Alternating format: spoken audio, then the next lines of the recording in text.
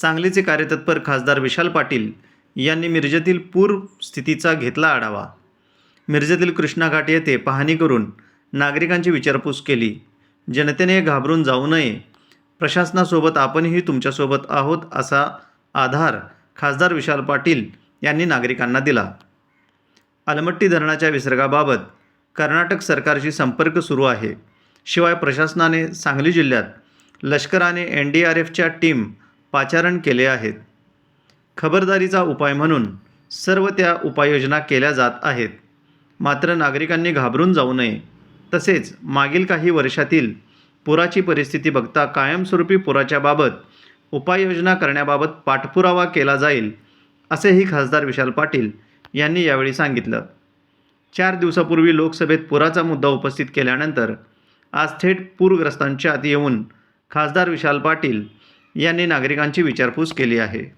मिरजेच्या कृष्णा घाट हा महापालिका आणि ग्रामीण असा एकत्रित जो एरिया आहे, कृष्णा नदीच्या काठेला जो भाग आहे, तिची आता पाणी करायला आम्ही या ठिकाणी आलेलो आहे। पूर परिस्थितीची पाणी आणि मागच्या वेळेला 2019-21 2005ला सुद्धा या ठिकाणी पाण्यामुळे बरंच नुकसान लोकांचं झालं होतं। 19ला तर अनपेक्षितपणे पाणी आल्यामुळे काही लोक स्थलांतरित करण्यासाठी विलंब लागला आहे, त्यामुळे जनावरांची हानी या ठिकाणी, जीवाची हानी या ठिकाणी करावी लागली। यावेळेला महापालिका प्रशासनाने खबरदारी घेऊन या सर्व लोकांना, त्यांच्या जनावरांना आधीच त्या अवघड भागातून बाहेर काढलेलं आहे। याची पाहणी आता मी केलेली आहे।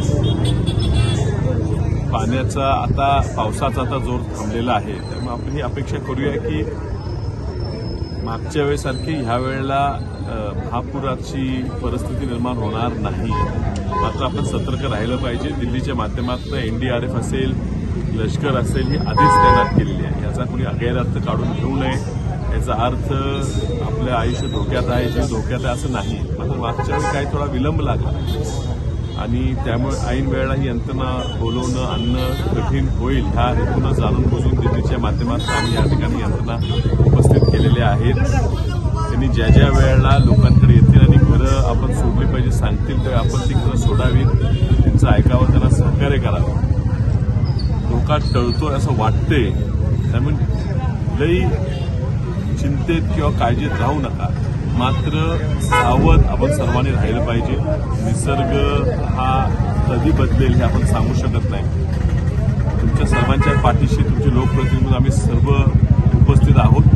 सगळ्यांनी काळजी घ्यावी, सावध राहावं, एवढी मी तुम्हाला विनंती करतो। केंद्रातर्फे पाणी सोडण्याची दोन्ही राज्यांचा हा विषय म्हण आहे आणि हा काय आता राजकारण, राज्यांतर्गत पक्षांतर्गत राजकारणावर आपण यावेळी बोलून काही उपयोग होणार नाही।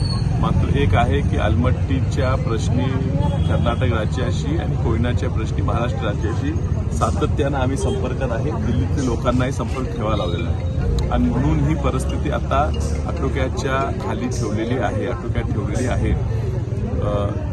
त्यांना प्रत्येकाला आम्ही सातत्याने विनंती करत असतो की लाईव्ह मॉनिटरिंग करावी। त्या पद्धतीने आता तर सुरू आहे। पुढचा काय उपाययोजना करायची आणि त्याला किती निधी उपलब्ध करून द्यायचा ह्यासाठी लोकसभेत आम्ही प्रश्न मांडला, तुम्ही पाहतच आहे, पुढे मांडणार आहेच। हा जवळजवळ आता 2005 नंतर 19 झाला, मात्र 19, 21, 24 दर 2-3 वर्षांनी ही परिस्थिती उद्भवायला लागली। ह्यासाठी कायमस्वरूपी उपाययोजना करायला लागणार, असल्यामुळे प्रयत्न करू। धन्यवाद।